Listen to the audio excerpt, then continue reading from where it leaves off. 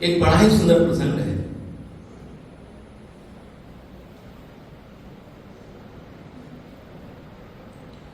महाभारत का युद्ध चल रहा है।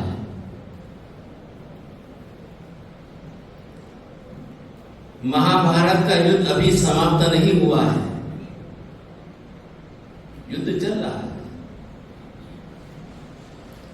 योद्धा आपस में लड़ रहे हैं, एक दूसरे को मार रहे हैं।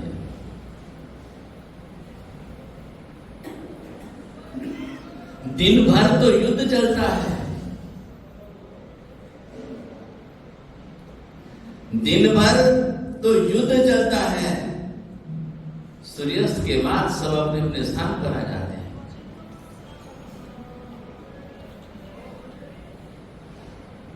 जब सभी अपने अपने स्थान पर आ जाते हैं,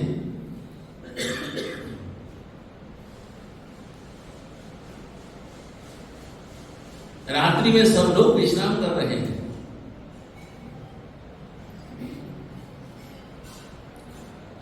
और युधिष्ठिर जी सबकी नजर बचा करके, युधिष्ठिर जी सबकी नजर बचा करके वेश बदल करके और अपने साथ जितना भी सामान उठा सकते हैं उतना उठा करके जा रहे हैं। जो उनके भीम, अर्जुन, नकुल, सहदेव जो थे उनके साथी,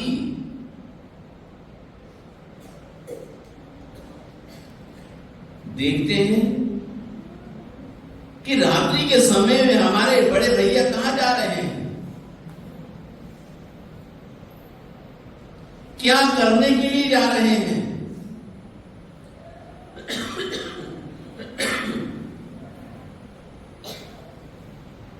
एक दिन हिम्मत करके उनसे पूछ ही लिया कि भैया आप रात्रि के समय में कहां जाते हैं।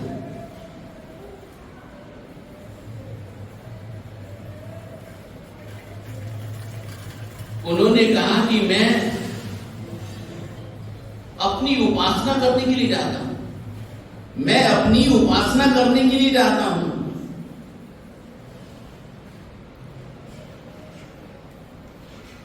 उनके मन में संदेह हो गया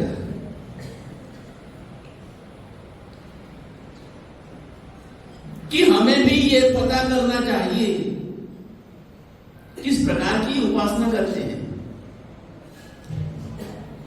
रात्रि में ये कहां जाते हैं, किस प्रकार की उपासना करते हैं।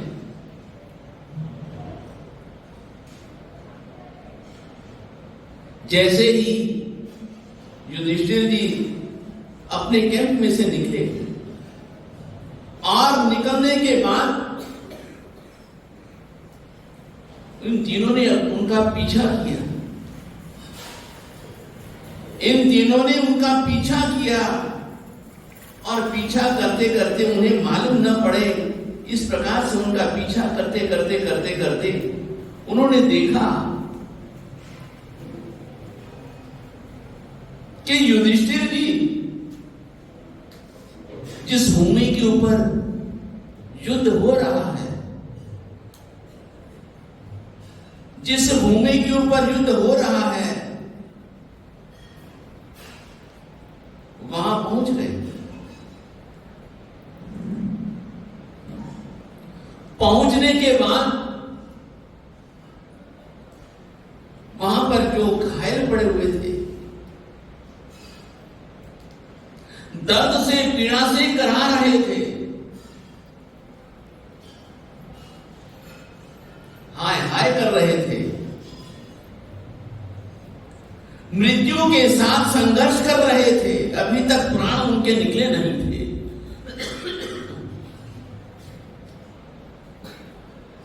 ऐसे लोगों के पास जाते हैं, किसी को पानी पिलाते हैं, किसी को भोजन कराते हैं, किसी को सांत्वना देते हैं, किसी को भोजन देते हैं। जिस को जिस चीज की जरूरत होती है सबको देते हैं।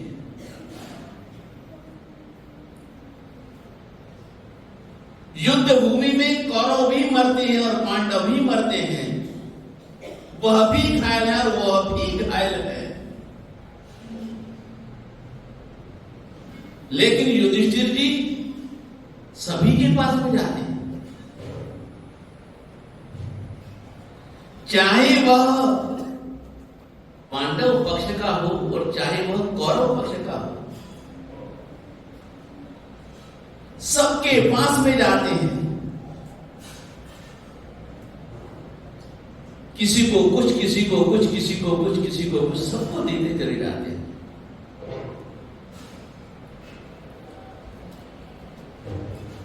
छुप करके देख रहे हैं भीम, नकुल, सहदेव छुप करके देख रहे हैं और पूछा कि ये कौन सी उपासना हो रही है, ये किस प्रकार की उपासना हो रही है। आखिर में तीनों ही प्रकट हो गए।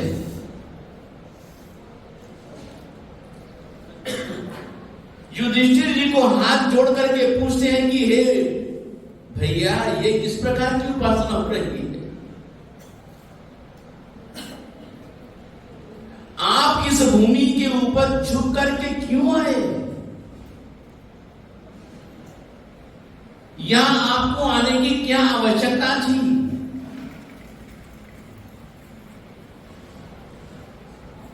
बड़ा सुंदर जवाब देते हैं, यदि मैं इस भूमि के ऊपर वेश बदल करके न आता, रात्रि के समय में न आता, तो मुझे अपनी पीड़ा और दर्द कौन बताता।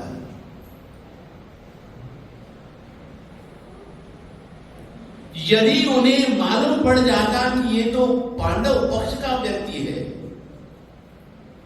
हमारे पक्ष का व्यक्ति नहीं है, तो भला अपना दुख, अपनी पीड़ा, अपनी वेदना, अपनी संवेदना कौन मेरे सामने प्रकट करता है। इसलिए मैं इस भूमि के ऊपर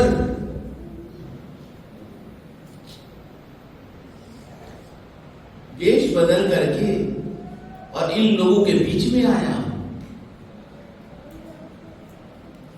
रात्रि के समय में चंद्रमा का मध्यम प्रकाश है, न जाने कितनी ही व्यक्ति योद्धा दर्द से करा रहे हैं, कोई उनको पूछने वाला नहीं, कोई उनको देखने वाला नहीं, लेकिन युधिष्ठिर जी सबके पास में जाते हैं।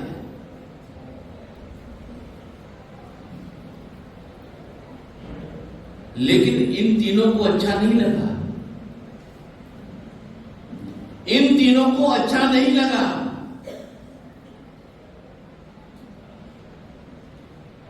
आखिर प्रकट होकर के पूछा कि हे भगवान, बड़े भैया, ये सब क्या हो रहा है। आखिर दुश्मन तो दुश्मन होता है, शत्रु तो शत्रु होता है।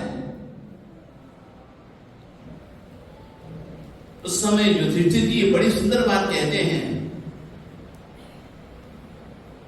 कि दुनिया में कोई भी शत्रु नहीं होता है, दुनिया में कोई भी शत्रु नहीं होता है। जो व्यक्ति पाप करता है वह शत्रु बन जाता है। जिस व्यक्ति के मन में द्वेष की भावना होती है वह व्यक्ति दुश्मन हो जाता है। जो व्यक्ति अधर्मी है, बात याद रखने जैसी है, जो व्यक्ति अधर्मी है दुश्मन वो हो जाता है। बाकी कोई भी व्यक्ति दुश्मन नहीं होता है।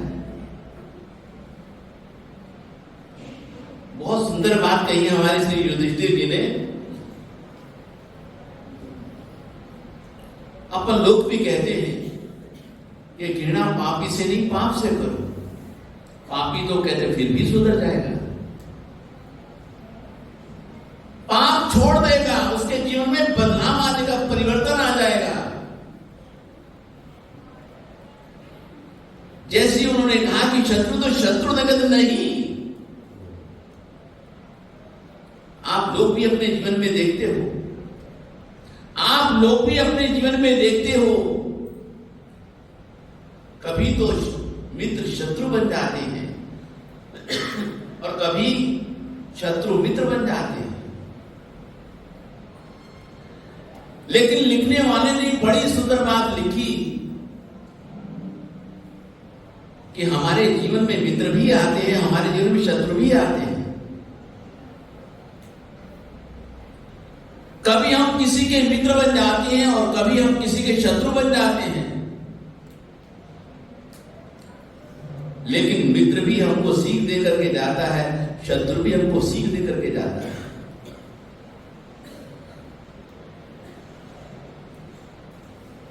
महापुरुषों ने सबसे बड़ी बात कही कि जिंदगी में हो तो कुछ सीखो। जिंदगी यदि आपने खूबसूरत बनानी है, लाजवाब बनानी है, तो उसे सुंदर बनाओ।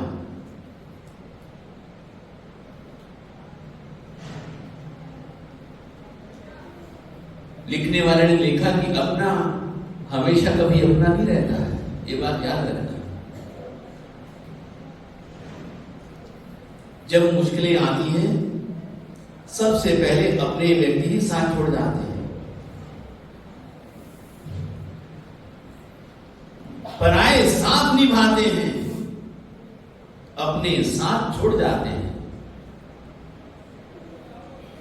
युधिष्ठिर जी ने सबसे बढ़िया बात कही कि कोई मित्र नहीं होता, कोई शत्रु नहीं होता है, जिसकी भावनाएं बदल जाती हैं, वही कभी मित्र हो जाता है, कभी शत्रु हो जाता है। लेकिन हमारे भगवान कहते हैं हम ही हमारे मित्र हैं और हम ही हमारे शत्रु हैं। जैसी दृष्टि होगी वैसी ही हमारी सृष्टि होगी। आप भला जी, आप भला तो जग भला। भगवान का जीवन चरित्र देखो कितना सुंदर है। और ये बातें मैंने आपको इसलिए कही, ये बातें मैंने आपको इसलिए निवेदन करी कि इस भूमि की जो पहचान है हमारी, किसके नाम से है? दादा के नाम से, शत्रुंजय गिरिराज के नाम से। पाली ताना को भी यदि कोई जानता है, यदि कोई पहचान है, तो किसके कारण से पहचान है? उस परमात्मा के नाम से पहचान है। यदि यह पर्वत और परमात्मा का स्थान न होता तो शायद न आप आते न हम आते।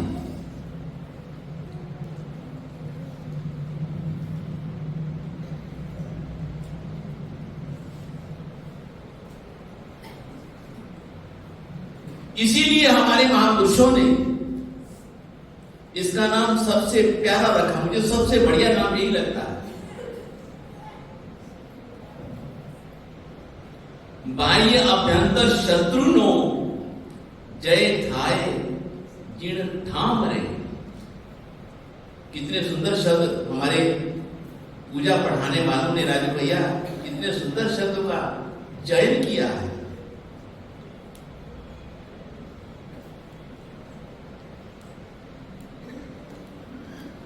बाह्य अभ्यंतर शत्रुनो जय थाए जीर्ण ठाम रे।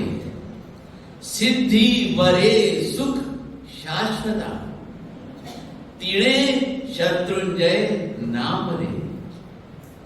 कितनी सुंदर बात हमारे महापुरुषों ने कही।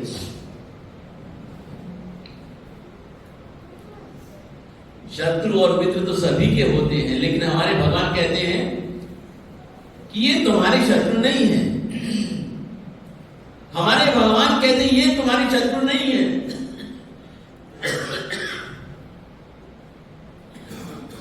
ये सब तुम्हारे बाहर के शत्रु हैं।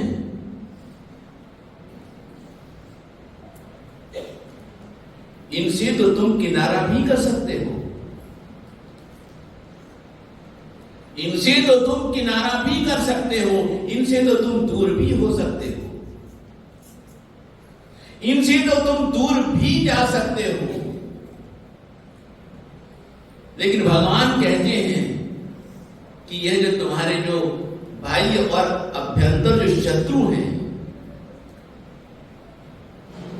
इसको तो तुम ही समाप्त कर सकते हो। ये तुम्हारे शत्रु हैं। जब आप इनके ऊपर विजय प्राप्त कर लोगे, सचमुच में आपकी यात्रा सफल हो जाएगी।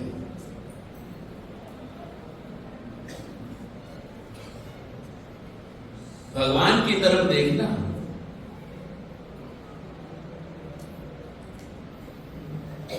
किस प्रकार से उन्होंने अपने जीवन में अपने शत्रुओं के ऊपर विजय प्राप्त करी। न उनके जीवन में राग था, न उनके जीवन में द्वेष था।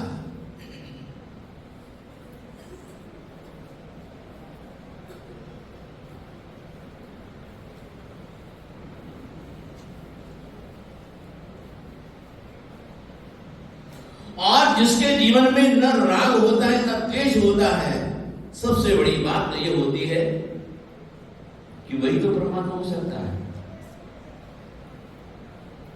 और इसके पीछे एक जन्म की साधना नहीं होती। कल भी मैंने आप लोगों से निवेदन किया था, ये एक जन्म की साधना नहीं होती है, न जाने कितने जन्मों की साधना होती है।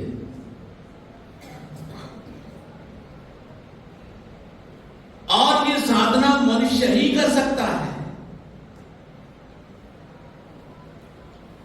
ये साधना मनुष्य जन्म पाकर के ही हो सकती है।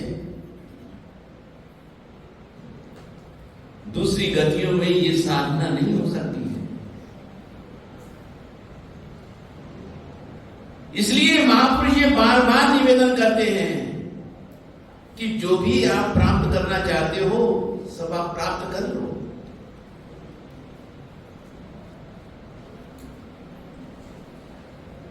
ये आपका इस जन्म में नहीं, न जाने कितने जन्मों में काम लगेगा। ये बात निश्चित है। इसलिए हमेशा हमारे भगवान एक ही बात कहते हैं, एक ही बात कहते हैं, एक ही बात कहते हैं। और आज मैं पढ़ रहा था, बहुत सुंदर बात लिखी उन्होंने।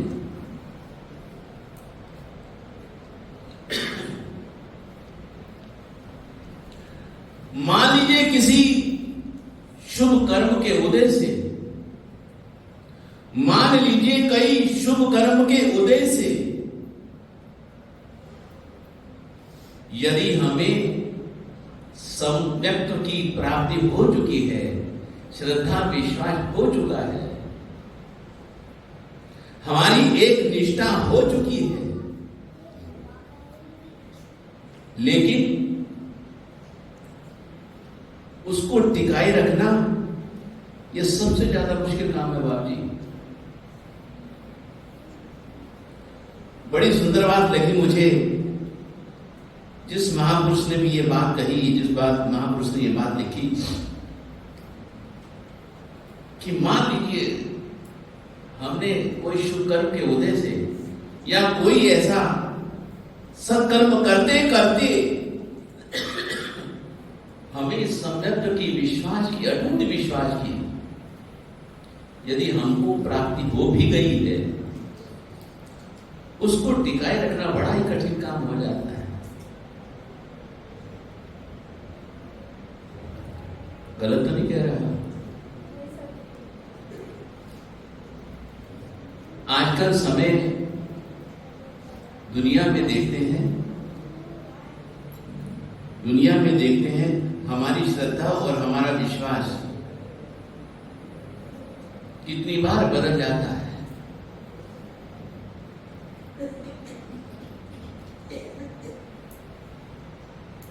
कभी कहां था, कभी कहां, कभी कहां, कभी कहां, कभी कहां, कभी कहां।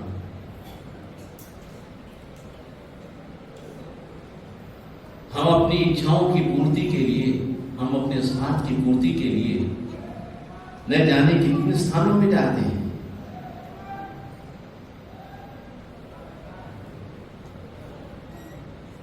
ये हमारा सम्यक नहीं है, ये हमारा एक लक्ष्य नहीं है, ये हमारा विश्वास नहीं है।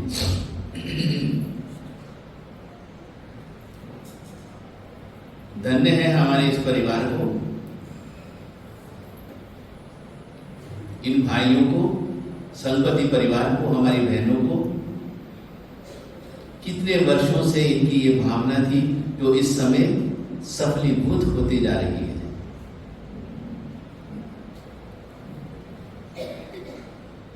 करनी है सो करवानी है तो करवानी ही है। हमारा विश्वास डगमगाता रहता है। मैं बार बार यही निवेदन करूंगा कि हमारा विश्वास डगमगाना नहीं चाहिए।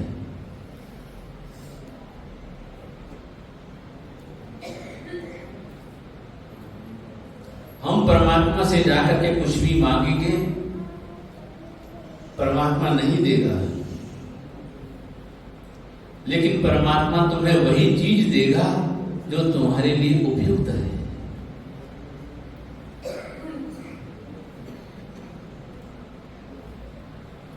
आज मैं आपसे एक निवेदन करने जा रहा हूं, इसको याद रखिएगा, इसको याद रखिएगा।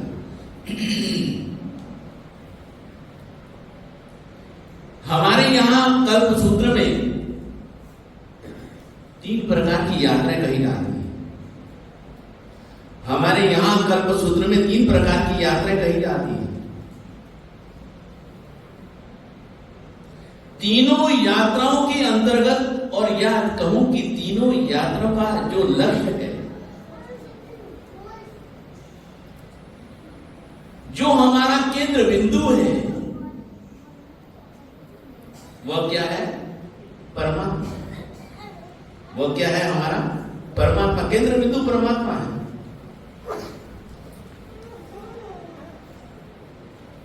चाहे हम चैत्य यात्रा करते हैं, चाहे हम मंदिरों के दर्शन करते हैं, तो भी हमारा लक्ष्य क्या है? परमात्मा। एक हम करते हैं चैत्य यात्रा, जहां कहीं पर भी हमारे मंदिर हैं, चाहे वह तीर्थ है या नहीं है, हमारे शहर में, हमारे गांव में मंदिर है, हम उसका दर्शन करने के लिए जाते हैं। ये हमारी क्या हो गई? चैत्य यात्रा हो गई। फिर होती है रथ यात्रा, फिर होती है रथ यात्रा। भगवान की जैसे शोभा यात्रा चलती है, वह भी एक हमारी, भगवान तो साथ में होते हैं हमारे, हम भगवान के साथ चलते हैं। ये भी हमारी क्या है? एक प्रकार की यात्रा है।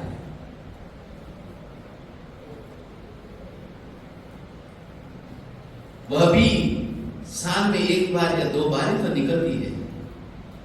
और तीसरी होती है हमारी तीर्थ यात्रा। तीसरी होती है हमारी तीर्थ यात्रा, जब हमारे मन में भाव उठते हैं, जब हमारी अनुकूलताएं होती हैं, उस समय हम लोग तीर्थ यात्रा पे चल देते हैं।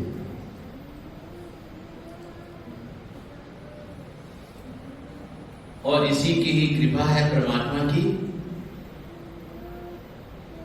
आप जैसे जो धार्मिक लोग हैं, आप जैसे जो धार्मिक लोग हैं, जब आपको अनुकूलता होती है तो कहां आते हो? तीर्थ यात्रा के ऊपर निकल आते हो। पहला आपका उद्देश्य रहता है तीर्थ यात्रा,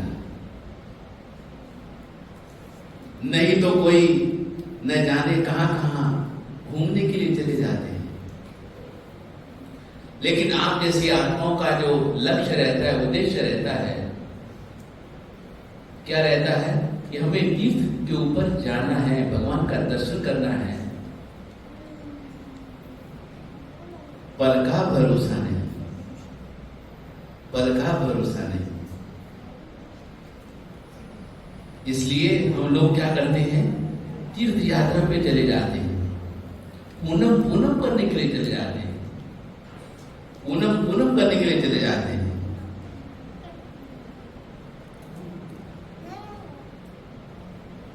हमारे गांव में मंदिर हो, हम वहां जाएं या न जाएं, जाना चाहिए, जाना चाहिए। लेकिन फिर भी हम लोग तीर्थ यात्रा के लिए लालायित रहते हैं। तो ये हमारी 3 यात्राएं कही जाती हैं।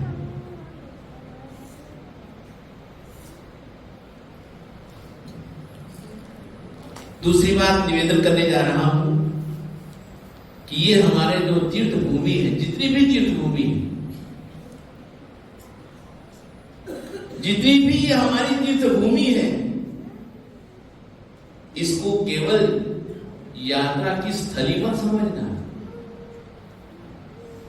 जितनी भी हमारी ये तीर्थ भूमि है,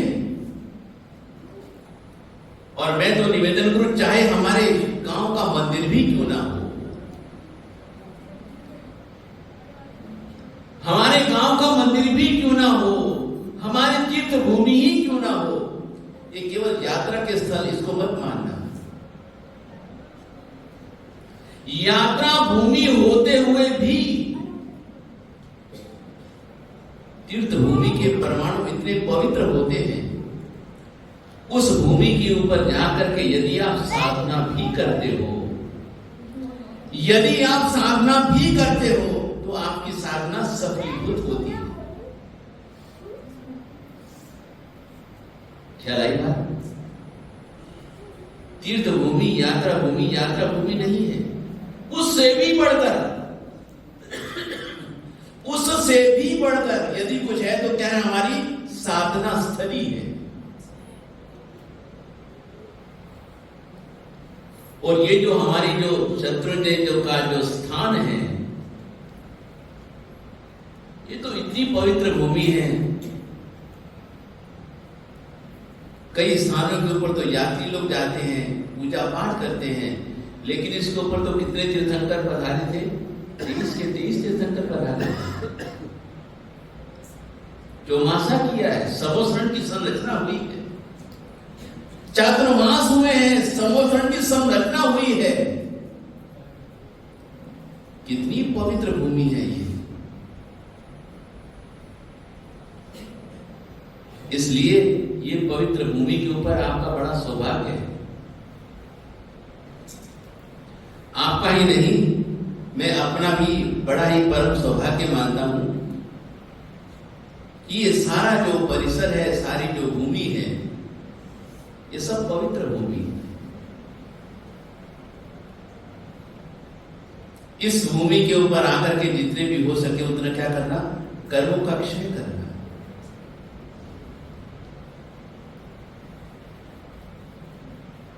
और मैं तो निवेदन करूं कि इस भूमि के ऊपर आने के बाद, इस भूमि के ऊपर आने के बाद राग और द्वेष कम करना। क्यों माता जी? इस भूमि के ऊपर आने के बाद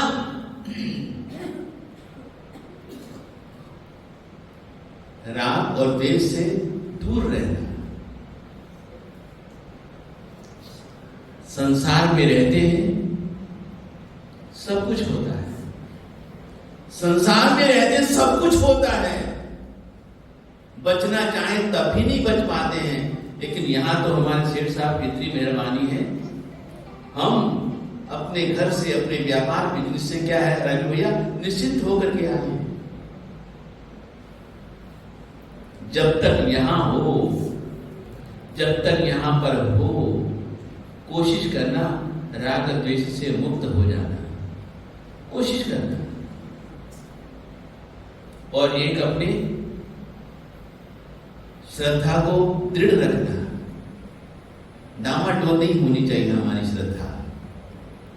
फिर वही बात मैं आप लोगों से निवेदन करूंगा,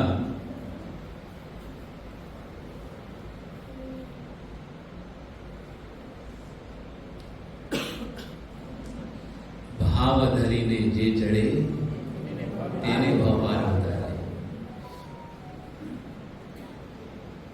मेरा आग्रह नहीं है, एक सूचना है।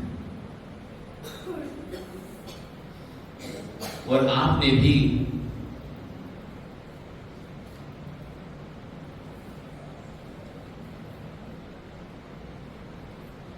ये अनुभव किया होगा,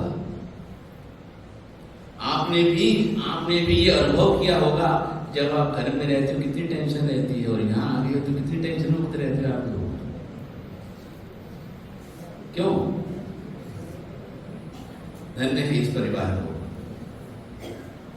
आज भी हमारे बहुत से युवकों ने 2-2 उपवास, निर्जला उपवास करके यात्रा के सचमुच में जितनी अनुमोदना करें उतनी ही कम है।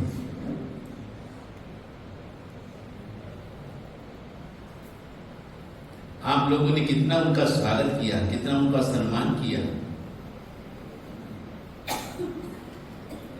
अच्छे काम की तो अनुमोदना होनी ही चाहिए।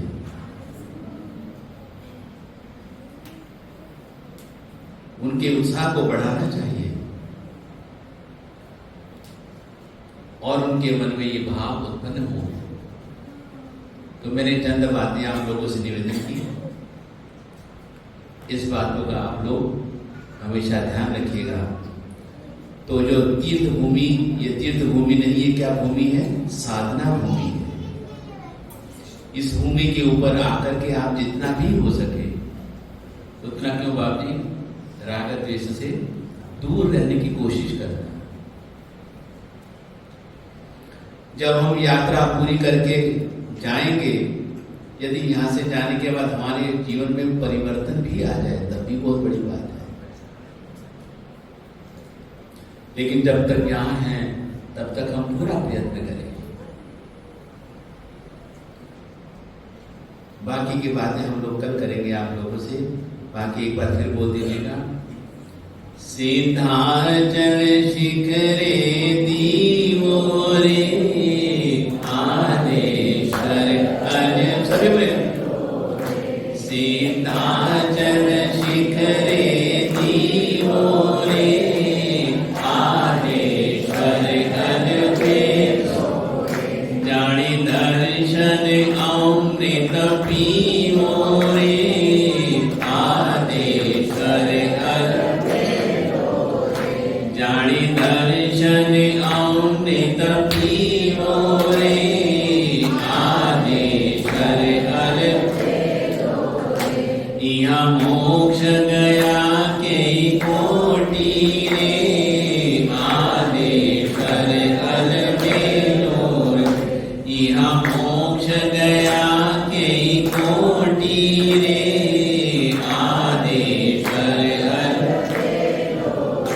अमने पद आशा कोटि रे आदेश्वर अज